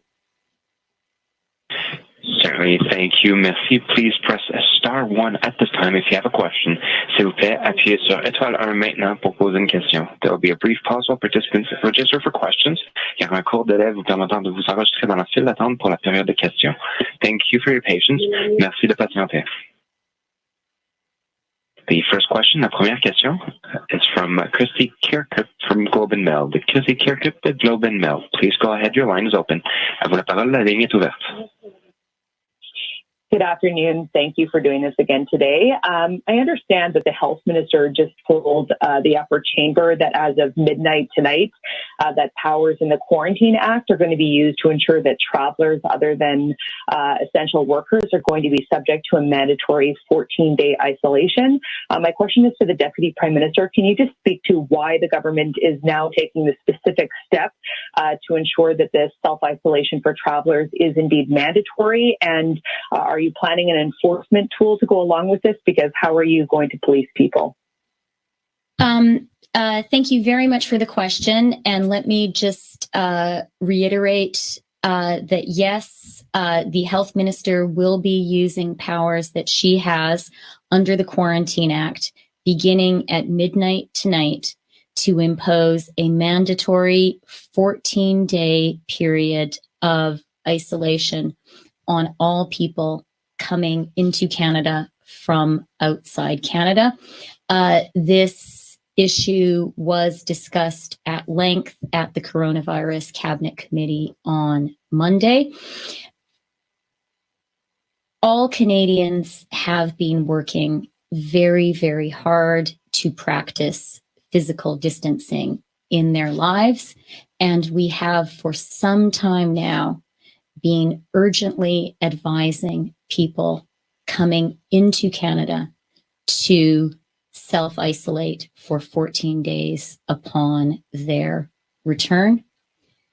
We have decided that now is the time to make that measure mandatory. I think we all really appreciate that it is so important to have this self-isolation to protect the health and safety of Canadians. And I may turn to Dr. New to offer some, would you like to offer a public health perspective? Yeah, certainly from a public health perspective, we've been repeating many times that it's important in terms of physical distancing so that individuals don't expose each other potentially to the virus. And also the public health principle of the 14 days being the outer limit for an incubation period. And so respecting those public health principles, the minister has also said repeatedly, travelers coming back to Canada, you might have been exposed because everywhere in the world there's COVID-19. So when you come back home, it's important to protect your fellow Canadians by self-isolating for 14 days. So this is just an appropriate step, certainly from a public health perspective. And I will just add, we had the Prime Minister led a call with the premiers of the provinces and territories earlier this week. We have seen the provinces stepping up and taking more clear measures within provinces and territories, including some provinces and territories imposing restrictions on travel from outside the province and territory. I think all Canadians understand that this is a serious situation. It will get worse before it gets better. As a country, we are lucky to have an outstanding national healthcare system and terrific healthcare professionals, but we all need to do what we can, as we heard from Dr. New at the beginning of this, to flatten the curve and indeed to plank the curve. And this mandatory isolation will help all of us do that. Thank you. And just as a follow-up, I was wondering for the finance minister, we understand that your department has been talking to banks about possibly using them to distribute money to businesses specifically. I'm wondering if the minister can please provide a specific update on how these talks are going. Thank you. The banking system is a source of strength for Canada. We have, I believe, the strongest banking system in the world. It enables us to work together with the banking system to make sure that we can actually provide the kind of credit that businesses need, businesses of all sizes. We're working together and have been working literally overnight over the recent days to make sure that we have not only the support that we outlined last week, the Business Credit Availability Program, the backstop of the Business Development Bank of Canada and Export Development Corporation for small business and medium-sized business loans, but also the capacity for the banks to deliver on all sides of businesses the kind of credit they're going to need to get through a challenging time. I would say that those discussions are going very well. The banks are working well together with us, but we don't have anything final to report in terms of exactly the parameters of how we're going to move forward. And when I do have those final parameters, I'll be coming to be transparent as rapidly as possible. Thank you. Operator, next question, please. Thank you. The next question is from Lena Dibb from Canadian Press. Prochaine question de Lena Dibb de Presse Canadienne. Please go ahead. Your line is open. À vous la parole. Votre ligne est ouverte. Merci. Monsieur Morneau, j'ai une question à propos de votre nouvelle prestation. Le problème souligné par tout le monde, c'est la vitesse de distribution de l'argent. Et je comprends bien, cet argent-là arrivera pas avant 3 semaines au moins. Alors, vous faites quoi pour que l'argent arrive plus rapidement aux Canadiens, ce que vous réclamez tout le monde? Merci. C'est une question très importante. Pendant les dernières journées et semaines, nous avons travaillé ensemble pour assurer que nous pouvons avoir une approche simple, efficace et très vite pour délivrer l'argent aux Canadiens qui est nécessaire dans notre situation aujourd'hui. Donc, nous avons trouvé quelques systèmes dans le gouvernement fédéral qui peuvent nous aider d'avoir une approche très efficace et très vite. Ça va prendre quelques jours. Je suis certain que nous devons assurer que les systèmes fonctionnent bien. Et je sais que c'est nécessaire de le faire aussitôt que possible. C'est exactement ce que nous voulons faire. Aujourd'hui, nous pensons que le semaine de le 6 avril est la semaine quand nous allons avoir la possibilité de délivrer pour les Canadiens et les Canadiennes. Mais chaque journée, si on a des nouvelles, nous allons expliquer notre situation. C'est très important et nous sommes absolument dans une situation où c'est la tâche la plus importante chaque journée pour moi, pour Carla Qualtrough, pour Diane Leboutier, avec les systèmes qui sont très importants. Je comprends vos efforts, mais sauf que ça arrivera quand même pas plus vite. Ça arrivera quand même pas avant 3 autres semaines si on ajoute les 10 jours dont M. Trudeau parlait à votre date du 6 avril. Et ça, c'est à condition que tout le système qui démarre le 6 avril sur un portail puisse fonctionner et n'explose pas. enfin, si vous voulez commenter ça. Puis mon autre question à propos de cette quarantaine que la ministre Haïdou impose et à propos de la frontière plus en général, étant donné ce qui se passe aux États-Unis, vous allez faire quoi pour imposer cette quarantaine? Je peux comprendre que maintenant on ordonne, on ne fait pas juste suggérer, mais est-ce que vous avez les moyens de vérifier les entrées des gens et de les suivre pendant ces 14 jours? Vous allez faire ça comment? Merci pour la question. Concernant la quarantaine, c'est un changement. Maintenant, c'est une quarantaine obligatoire. Et évidemment, on aura les mécanismes pour enforcer la quarantaine. C'est pour tous les voyageurs d'étrangers, incluant les voyageurs des États-Unis, sauf que les travailleurs qui font du travail essentiel. Et je veux aussi souligner, mais quel mécanisme, je veux souligner que notre conseil n'a pas changé. Pour quelques jours, on a conseillé très fermement à tous les voyageurs d'étrangers de s'isoler après la rentrée au Canada. Le changement, c'est que jusqu'à minuit, aujourd'hui, la quarantaine deviendra obligatoire. Et je m'excuse, Lina. Mais quel mécanisme? Vous dites on aura des mécanismes. Quel mécanisme? Lina, une question en suivi, s'il te plaît, par équité pour les collègues. Operator, next question, please. Thank you, merci. The next question is from Althea Raj from HuffPost Canada. Prochaine question d'Althea Raj de HuffPost Canada. Please go ahead. Your line is open. This wasn't going to be my question, but since you didn't answer it, what enforcement mechanisms are you going to use to ensure people are staying home and abiding by this quarantine? It will, from midnight tonight, be a legal obligation of people entering Canada from outside Canada to self-isolate for 14 days. I do want to emphasize essential workers are excluded, as has been the case with the strong advice from the Prime Minister, from public health officials for some days. In terms of the specific penalties and enforcement mechanisms, we will be giving you more information later today. Okay, thank you. And my question is actually for Bill Morneau. I'm going to talk about the bill, yesterday's bill. I'd like to know what made you think that it would be a good idea to ask Parliament for the powers to tax and spend without their approval until the end of 2021, not even this year, but next year. What made you think that was an appropriate response to this crisis? Well, thank you for the question. And I think what I should start with saying is that I'm pleased that we got last night, actually at 6 a.m. this morning, to unanimous consent with the other parties to move forward on our response plan for Canadians. We know that this is an extremely challenging time for people, and we need to respond appropriately. The bill that we got to that was worked through the system is one that will allow us to have the abilities that we think we need.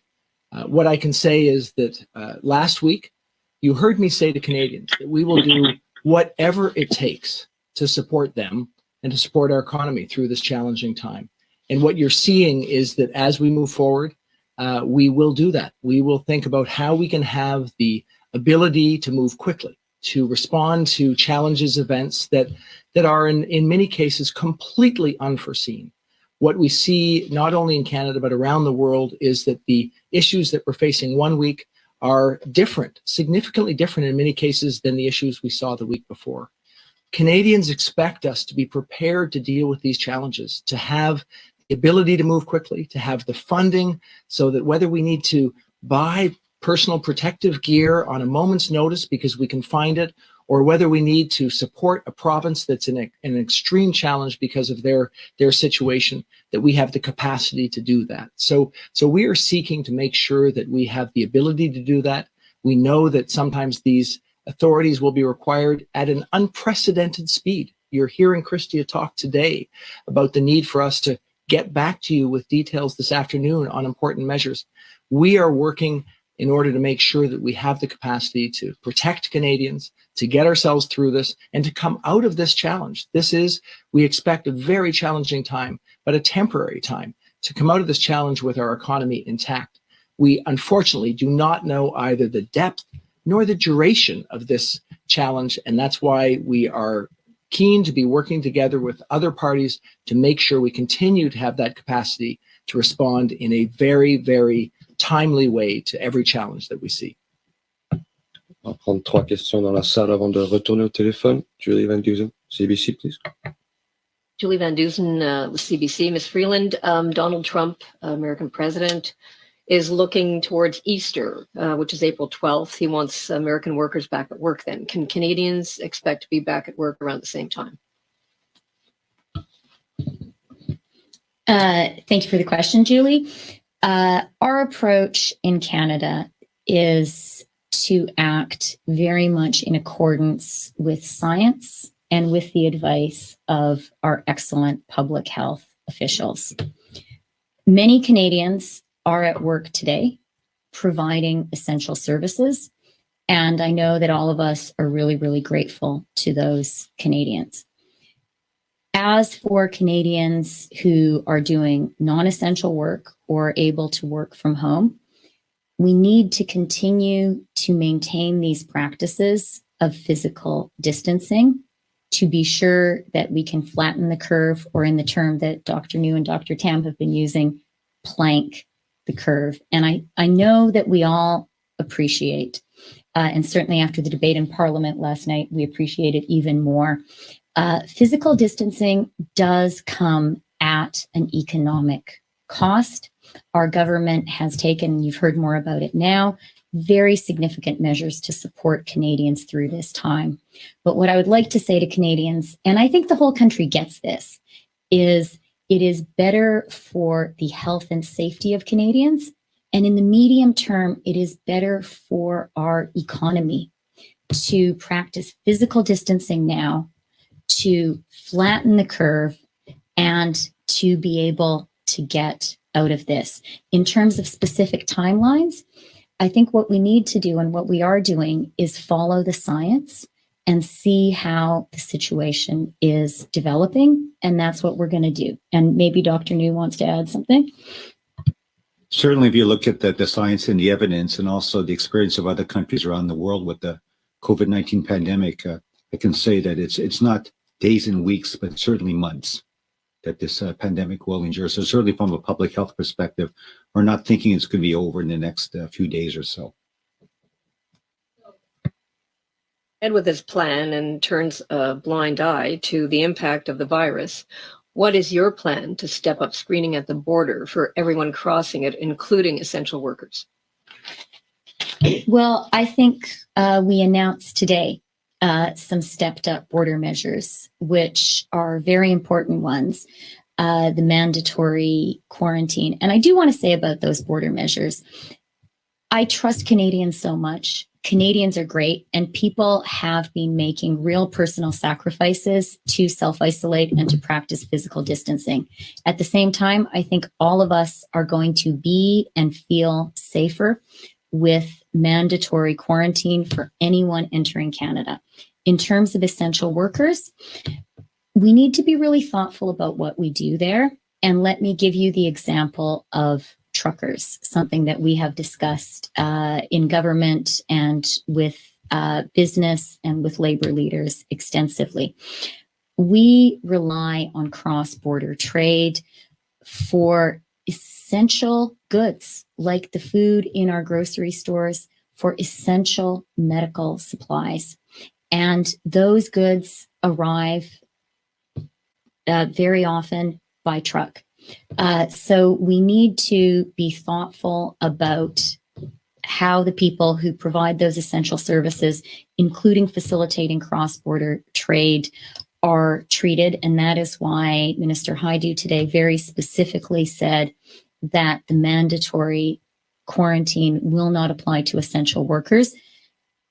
We, of course, understand that the situation in the world and on our continent is fluid and evolving. And as the situation evolves, we are constantly, and by constantly, I mean every single hour, reviewing additional measures, including measures at the border. Thank you, Dylan. Dr. Sorry, I'll start with Minister Miller. We're hearing about a capacity shift to the south, that doctors are returning from reserves to urban communities, that there's an encouragement of telehealth. Is that shift happening? Are there doctors coming from abroad to fill that? And how does that fit in with the pledge for equitable health services for Indigenous Canadians? Thank you, Dylan, and thank you for the excellent reporting you're doing on Indigenous issues in particular. There's a number of realities that Indigenous communities face that include shortages of nurses, shortages of doctors, and as part of the discussions we're having with Indigenous communities, Inuit, Métis, and First Nations, looking at what that capacity gap is and how to fill it in the most expeditious manner is part of that conversation. And so this is an ongoing discussion that is happening in real time. I'll defer to Tom to answer a lot of those direct questions. But as we identify the needs both for surge capacity, which will allow us to deploy quickly into region should the epidemic hit in a fashion that we need to act and support rapidly, or getting out that basic public message, that comes with a lot of discussions over financial resources, which I talked to about you today, but also physical resources, personal protection equipments, capacity of to get doctors and nurses on site in a rapid fashion in a way that will best serve those communities. I'll let Tom answer the rest of the question. Thank you very much, for your question. We are working with the network of physicians and nurses and other health professionals in order for them to be part of the surge capacity should a community needs that. Thank you. A question for Dr. New. We have provinces that are shifting to satellite labs away from their central labs. Is everything still being confirmed at the National Microbiology Lab? What is the service standard for returning results to provinces? And what is the current backlog of the samples to be tested at NML? Okay, so in terms of the testing regime, at the beginning of the situation in January, certainly all of the laboratory confirmations were done by our National Microbiology Laboratory. But certainly several weeks in, what happened is that obviously good collaboration between our laboratory and the ones in the provinces and territories. And now we have several provinces that have what we call a validated assay. So there's no need to have that sort of test or reconfirmed at the NML. If one of the provincial labs in British Columbia, for example, Alberta, Ontario, Quebec, validates it, has their own test result as being positive, that's confirmed. It doesn't have to go to the NML. At this point, the NML is there to help some of the smaller provinces that may not have that capacity. And certainly in terms of a turnaround time at the NML, once they get the sample, it takes less than a day. Okay, one last for the room before going back to the phone. Kelsey Johnson, Reuters. Thank you for taking my question. My first question is for Dr. New. It's our understanding that C-13 allows the government to, quote, make, construct, use, and sell a patented invention to the extent necessary to respond to the public health emergency. I'm wondering, does this apply to drugs, and could it lead to compulsory licensing for COVID treatments, existing or new, including vaccines? Okay, that's out of my scope in terms of my expertise. I certainly, as a public health physician, we work closely with our colleagues at Health Canada. But if you're looking at licensing regulations and so on, I certainly I'm not in a position to be able to answer that. We do know, obviously, our Minister of Health, Mr. Haidu, has approved in terms of some of the new testing technologies. So I can speak to the sort of the posture we're putting forward in terms of our laboratory testing approach across the country, but in terms of specific licensing and regulations, I can't speak to that. Worth a shot. My follow-up is for Minister Morneau. You have said that there is going to be additional aid and additional measures coming. I'm wondering, can you know when we will see that aid and what areas it's going to be in, as well as when are we going to see the energy package? We have been working to make sure that we deal with the most urgent and important issues first. And what, from our perspective, we've realized is that there will be Canadians, many Canadians, who find themselves without income, perhaps already and certainly in the coming days. And that's why we've put that at the very first thing on our agenda. pretty much simultaneously, we've said we need to support businesses so that they can bridge this time from where we are today to when we get through this issue. So that has meant that we need to work on multiple fronts at the same time. We need to make sure that we have adequate financial capability for firms to make that time possible. So that's why we're working with the banks to make sure that credit is available to businesses, small and large. And it means that we need to be thinking about not only the scale of the companies, but also the particular sectors. You mentioned the oil and gas sector, the energy sector. It is one of the sectors that's particularly hard hit because they have the issue both around the COVID-19 challenge and around the low price of oil and gas as a result of the OPEC decisions. So we know that that's at or near the front of the things that we need to be concerned with, because those small and medium-sized enterprises in that sector are particularly vulnerable. But I want to just make sure that people understand it's multiple sectors. We're looking at the airline sector. We're looking at the hospitality sector writ large, which is facing enormous challenges, making sure that we can deliver from them. In terms of when we'll have more to say, it will be in the very near term. In the coming days, what we want to do is give people a more full understanding of how the impacts will be mitigated to the best extent possible in this challenging time. Today, I think what you've heard us say is not only are we ensuring that people have access to $2,000 a month for 4 months, but that is something that is directly advantaging companies, because the companies don't need to separate their employee from their company. They just need to say, we can't pay you during this time period. And when that happens, there's a direct wage subsidy to people, to employees, so that they can actually live their lives. When this is done, they can go back to work for their employers. And that, we think, is critically important. Merci. Opérateur, on va prendre 3 questions. Une en français, s'il vous plaît, pour commencer. Thank you, merci. The next question is from Manon Cornelier from Le Devoir. La prochaine question de Manon Cornelier de Le Devoir. À vous la parole, votre ligne est ouverte. Merci. Monsieur Morneau, j'aimerais comprendre, là, parce que votre première annonce d'aide date déjà d'une semaine. On nous dit que le 6 avril pour mettre un portail en ligne, donc 10 jours de plus, ce qui fait qu'on est rendu à 17. Et M. Trudeau dit qu'il faudra 10 jours pour avoir un chèque. Donc on est rendu à 27. Bref, il y a près d'1 million de personnes ont demandé l'assurance emploi la semaine dernière, donc c'est sans compter tous ceux qui n'ont pas droit, des gens qui ont besoin urgent de cet argent-là, et vous leur dites 27 jours entre votre première annonce et un chèque. Est-ce que c'est raisonnable dans la situation actuelle? Comment vous justifiez un pareil délai? Merci pour la question. Je suis absolument d'accord. La situation est urgente. C'est pour ça que nous avons trouvé une façon simple, efficace pour administrer notre aide. Ça, c'est ce que nous proposons. On va avoir un système qui va délivrer aux gens argent dans les prochaines 2 semaines. Nous pensons que ça va commencer la semaine de 6 avril. Je ne peux pas être exact au niveau de date parce que nous sommes en train d'assurer que nos systèmes fonctionnent. C'est clair que nos systèmes n'étaient pas avec une capacité de considérer le niveau de défi en ce moment. C'est pour ça que nous trouvons une façon, c'est urgent, c'est important, et nous serons là. Ça va prendre encore quelques jours, je sais, et je sais que c'est difficile pour les gens, ça c'est absolument le cas, mais nous devons le faire et nous devons avoir une approche qui fonctionne, sinon on va avoir une situation plus grave.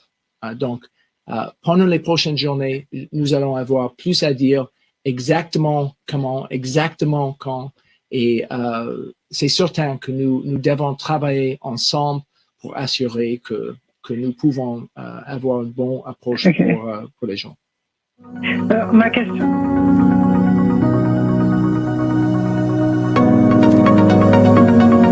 Yes, mga kaibigan, yan po, masyadong mahaba na po yung pinag-uusapan nila.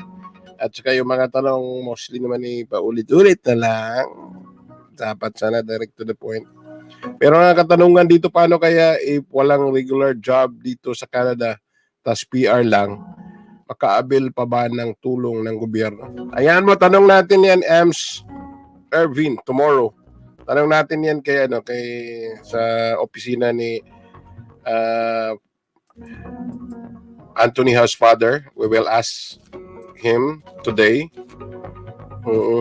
Ayan mo, papaabot natin yan.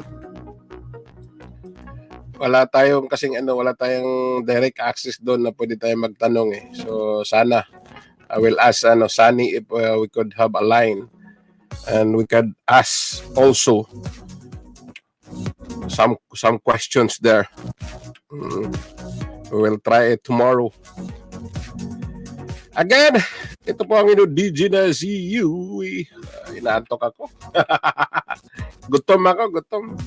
Mimi! Nagutom ako. Sabi may bukas na kainan ngayon, Mi. Na pwedeng bumili ng pagkain. Or magpa-deliver na lang. Nagugutom ako eh.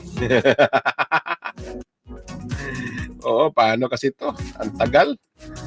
Ang tagal ng mga kailangan. Ay, Diyos ka, Lord.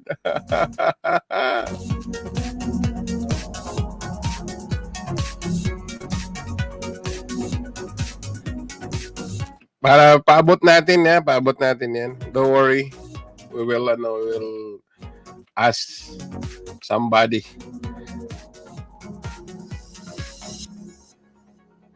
Again, ito po ang inyong DJ na si Yui. Ako po yung pansamantalang magpapaalam na. Kita-kita na lang tayo sa bukas Thursday. At abangan po every 6 o'clock, 7 o'clock na yung umaga ang aming rosary prayer sa Canadian Pinoy Radio Montreal, sa Facebook page at saka sa YouTube. Abangan niyo po yan every morning. Right timing lang yan. Umaga sa atin dito sa Pilipinas, gabi na o hapon. Diba? Talagang timing na timing. Salamat. Thank you for listening sa amin dito. Thank you. Sabi, ba't hindi nag-ano to? Thank you. Thank you for listening to today's episode. Okay, salamat. Ako po'y pansamantalang magpapaalam na kasi ako'y nagugutom. Magharap ako makakain. Bye-bye, May. Salamat. Thank you pag-share. Salamat sa lahat ng pumunta at hindi pumunta. Bahala na kayo. Thank you and good morning, good afternoon, good evening sa lahat po ng mga kababayan natin sa buong kapuluan. God bless you and you know what to do. Bayan ko sa magnanakaw na tao.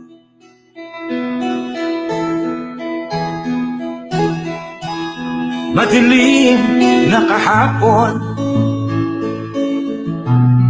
ikaw ang mataahon. Sa piling mo,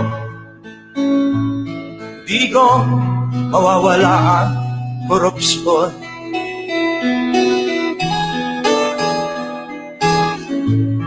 Tayo na, Pilipinas, tayo na magbago.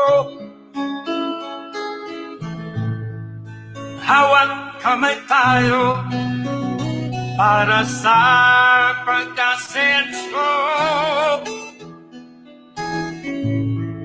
Ikaw at ako, tayong lahat kay Rodrigo Duterte, para sa tunay na pagbabago.